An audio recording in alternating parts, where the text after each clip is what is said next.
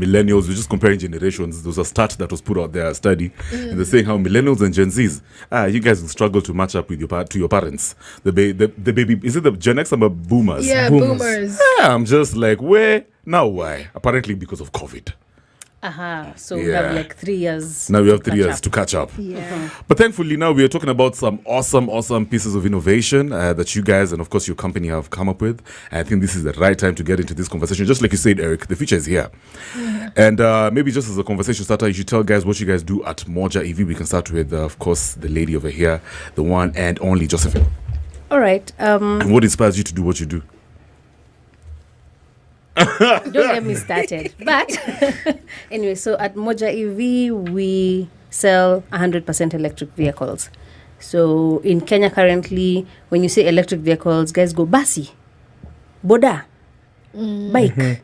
So we have 4-wheelers. Great. So we do 4-wheelers and we also do buses. So the buses are coming, the 14-seaters are coming. And that's what I'm telling you, there's a lot happening and a lot coming up. Yeah. And so so at Moja EV, what we do is we sell 100% electric vehicles.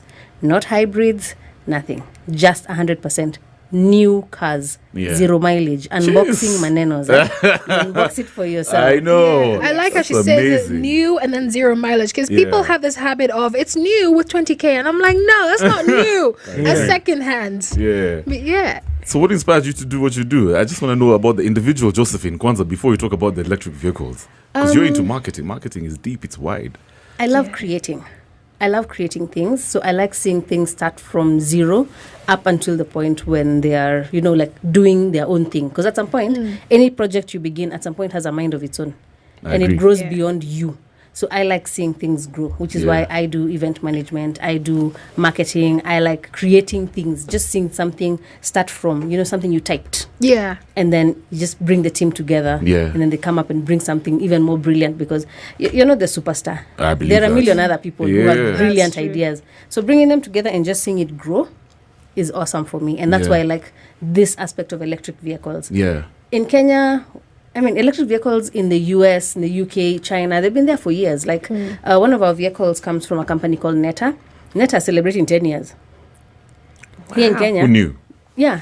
Here in Kenya, we've just brought Neta. Yeah. So for us, it's a new thing. Yeah. And it's a new way to approach the market. Yeah. It's a new way to approach mobility. It's a new way to approach cost saving. I agree. Yes. Yeah. That's nice. Eric, Yeah.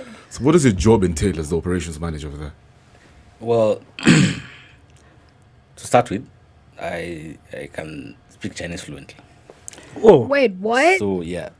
So, Okay, hold on. Say hi to our audience in Chinese, please. ni hao, And then how do you respond? wo hen hao. Okay. So, the problem is this. oh, okay. Getting these guys here was an issue. Yeah. And then there's a time I went to Shags. When I was in Shags, there was no petrol. Yeah. All right. So a friend of ours was sick. We couldn't get him to Hosi and all that. So we had to get solutions out there. That's when I started looking at this petrol fuel thing. I realized Kenya is spending $500 million a month Hey. on petroleum. Check it out. 500 million. That is the highest import we month. have in Kenya right now. Pesa hii mingi inapotea apart from some of it. Most of it is going on import of petroleum. Google it, check it. That's crazy. Check with Yeah. finances. Yeah. So yeah. you'll find that some of this money can be saved a lot because China is doing the same. She's talking about Neta being 10 years. Last year alone, Neta sold 7.4 million vehicles in China. You go to all the major cities in China, you won't find a taxi that is using petrol. Very few. Maybe one in 1,000 or in 500 vehicles, you'll see one that uses petrol. Because for them, like Kenya, they also import fuel, Right. petroleum. Yeah. But now when it comes to public transport, why should they waste that much money like Kenya is doing? Exactly. And we can get buses, we can get the train system going. We don't have to pay that much. So when I sat down and did this, I decided, okay, there's something we could do. With good luck, I met with some friends who are doing the same. And we decided, okay, we can start small, but build something out of it.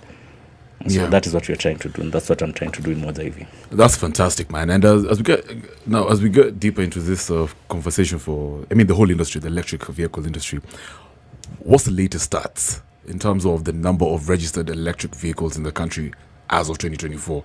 Because I'm sure this is like new for many Kenyans. They're like, okay, I need to save costs. So what are we talking about? What are the stats looking like?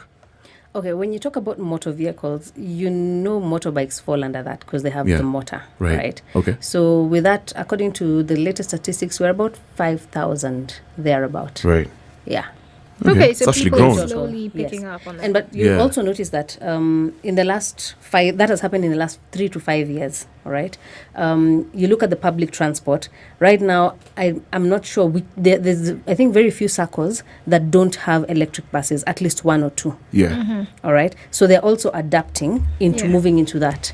The taxi market started a few years ago as well, and they're moving into getting electric vehicles. Why? Because it's putting more money in their pocket. You know, the servicing of an electric vehicle. I like that topic. Yes, because please tell it's us. very, very, very, very minimal. I opened the bonnet. Yeah. And there's no engine. There's a motor. So all you need to do is change the reducer oil, the coolant, and the brake oil.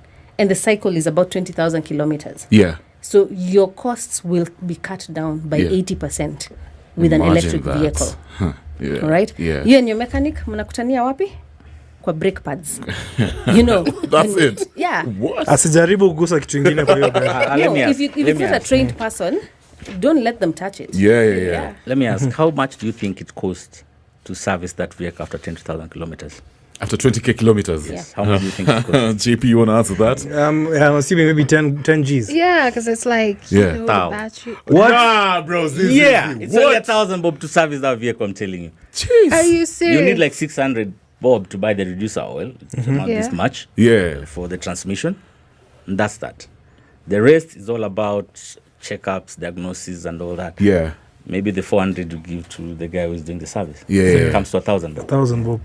So in terms of because I know you guys usually use some sort of some of the latest technology when you're developing all these gadgets, maybe the batteries. So what are we talking about? What's the latest in the game right now for the electric vehicles that you're even using in your company? What's the latest piece of technology we're talking about?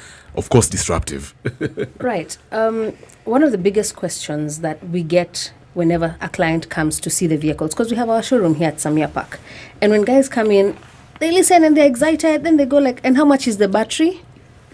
I like that question because the battery is not one unit.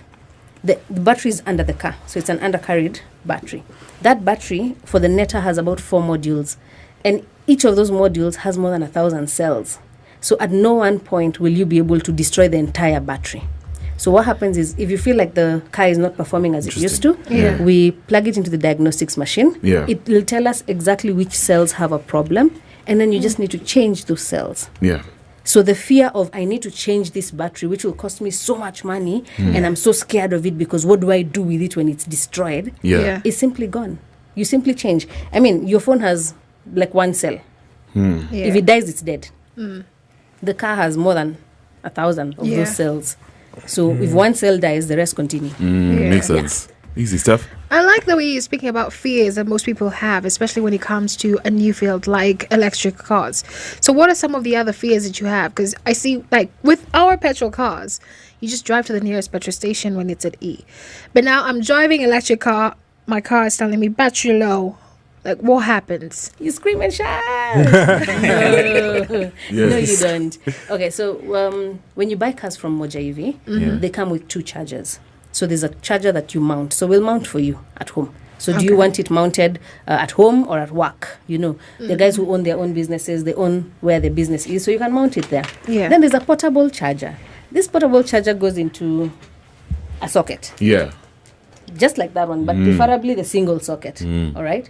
So with that, even if you go, But at this stations accessible even to guys who maybe live in remote areas? No. So the stations I've talked about Yeah. are given to you Oh, as the so owner. it's portable. You just go home with it. Yeah. So there's Yeah. one that's portable. That Yeah. one, don't even let it come out of your boot. With it. Yeah. So there's Yeah. one that's portable. That Yeah. one, don't even let it come out of your boot. All right. And then there's the one we mount at home. Okay. All right. Okay. Sorry. And yeah. then now there are entrepreneurs and different organizations that are coming up with chargers and putting them in malls, Yeah. in different stations, Yeah. different stations. Yeah. So if you feel like, for example, with let's say the Netta, all right. So if you feel like, for example, with let's say the Netta, all right, you want to go to Nyeri. Nyeri is about 180 something kilometers from here, and you're seeing my battery can only take me, let's say 100 kilometers. You go into the nearest mall. You go to Kenya Power, you plug it in, within an hour the car is full and you go. All right. But on a regular, someone who goes to work, the car sits the whole day. On a regular, someone who goes to work, the car sits the whole day, and then you go home, you'll take about maybe, let's say 50 kilometers Yeah. a day. 50 kilometers, the Netta has 400 kilometers. You Wow. have 8 days. To charge the Netta from 0 to 100 is equivalent to about 800 shillings in terms of tokens. Nah. What? That's very affordable. It's all. So when we say it keeps money in your Yeah. pocket, my friend, it does. Yeah. It retains the money in your pocket. You see, the charging issue when it comes to EV, for now, is not a big deal. Apart from the commercial vehicles that we're trying to bring into the market, where somebody needs to charge faster so that it can travel, for your personal use for car, it's not a big deal because you give you 2 chargers. If you're in Nairobi or maybe in Shags in Kisumu and you live in your house and you have power, then at night when you're going to sleep, you just plug it in 4 hours, the car is fully charged from zero. That is the 7.5 kilowatts charger. When you're traveling outside, you carry the carry-on charger. Yeah. Depending on the kind of person you are. If at night you're going to sleep and you sleep for like 6-7 hours, Yeah. when it gets dark, you just plug it in like a phone, because all of us have phones. So you plug it on the wall every night. Why Yeah. can't you do that with a vehicle? Exactly. When you wake up in the morning, have mileage there. You can travel a long distance. Now, when she was talking about 800 bulb, the Netta V is 38.5 kilowatts. That is the size of the charger. Right now, Kenya Power selling us power for around, is it 25, 26? Yeah, about 25. So multiply that by, it's 23 shillings per unit or 25 shillings per unit, depending with the time of day or night. So for a taxi driver, for example, using a Netta V, the car, as you drove it, it's comfortable, it's nice. Yeah. If you pay a token of 500 shillings, you can make at least maybe 10k out of it, because you can drive 300 kilometers with that 500. On that 500. That's Wow. insane.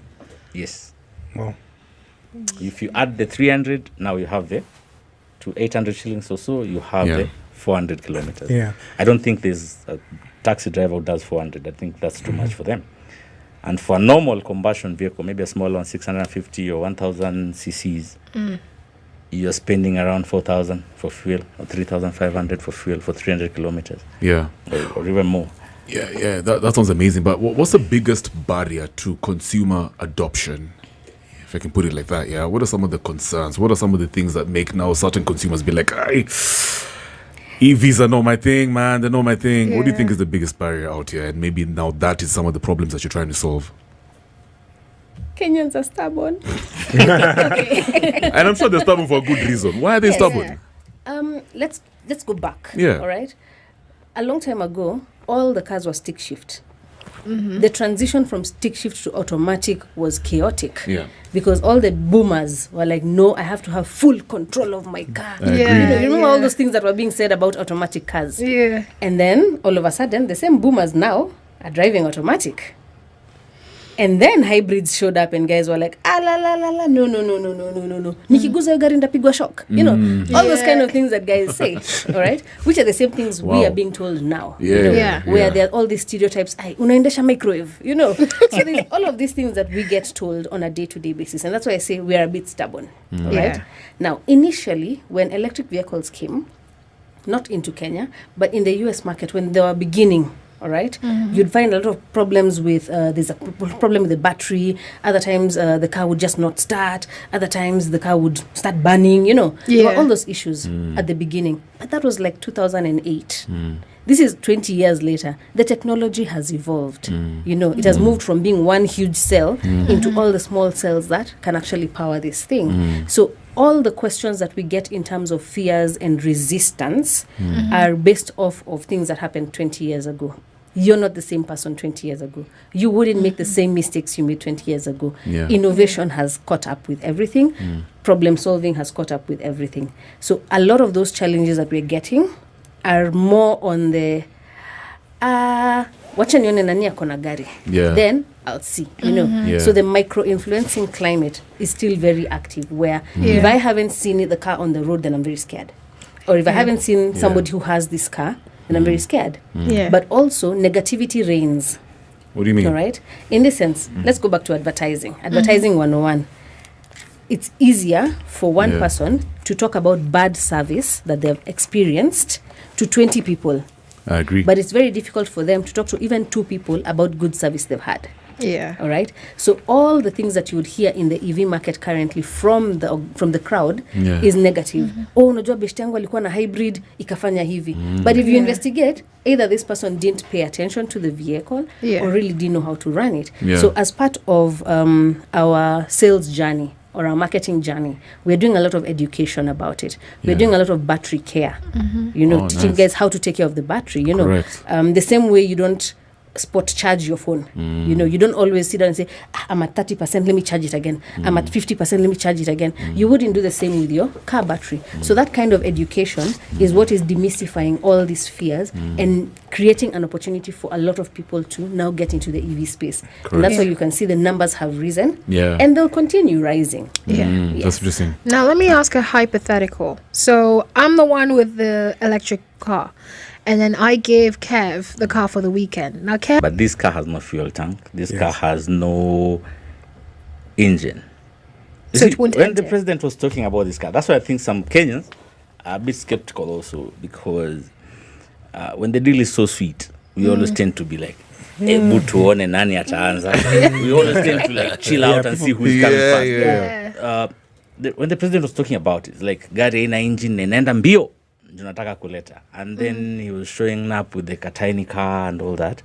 So when you tell people EVs, they think that tiny car. We have 4x4s, we have double cabs, we have 16-seater matatus, we have lorries, we have trucks that are EVs.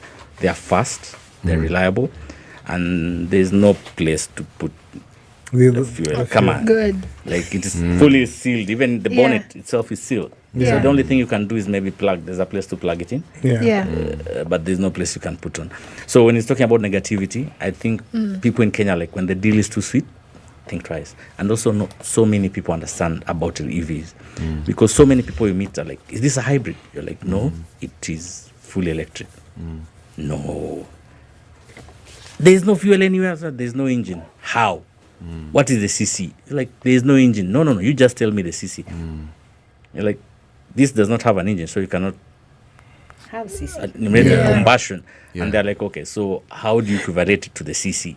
Yeah. So I think it is very difficult to get that thing out. So you get in a CC, the car does not have a sound. Once that one doesn't work. Yeah. The car is on. Guy has been driving for over 20 years. Switches the car on. It is not making a sound. He go like, no.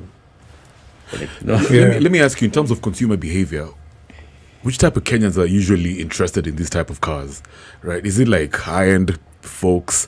Guys in business who want to just make sense of their monies?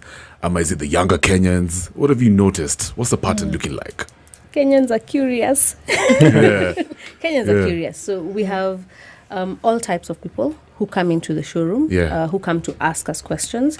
We partnered with Kenyatta University and went to the showground. So we're there for a whole week. And we got quite a lot of feedback from a lot of different people.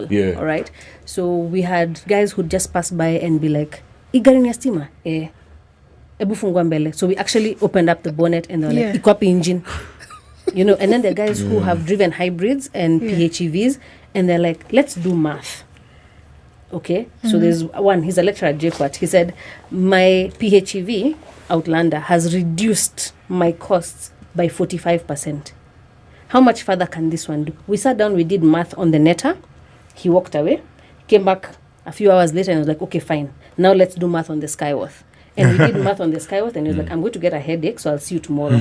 And so he came back the next day, not alone, but with 2 other lecturers from JKUAT. So you have different people who are interested. Some are interested to understand how it works and how it would benefit them. Others are interested to buy because they've already figured out a few things about it. They've had something good about it.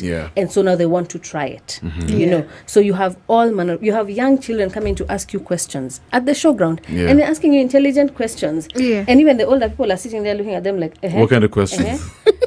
As in, I was asked questions about the battery by children. I was asked questions about how the motor works. I was asked about service by kids who are in primary school, high school. Very, very eloquent, very, very intelligent. So we have a lot of, a wide range of people who are interested in understanding the vehicles. When it comes to purchase, it's a different story, all right? So for the Netta is a very good car for professionals. You drive to work, the car sits, you go home. All right. It's very good for housewives. It has amazing space. It has amazing boot space. And you can do the school runs, you know. So you're good to go, right? My girlies who love shopping, this is for you. You have all the space that you need, all right? And then